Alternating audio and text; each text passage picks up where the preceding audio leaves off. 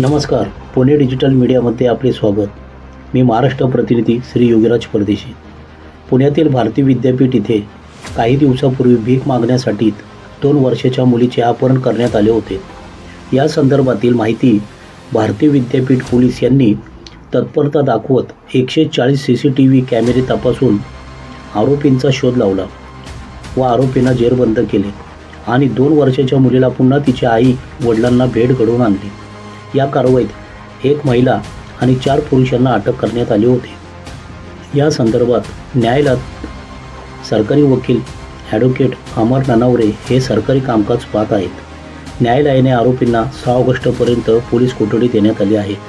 Bharati Vidyapeeth police टीमला चांगल्या कामगिरीबद्दल पुणे पोलीस आयुक्त यांच्या वतीनं 1 लाख रुपयाचे बक्षीस जाहीर करण्यात आले.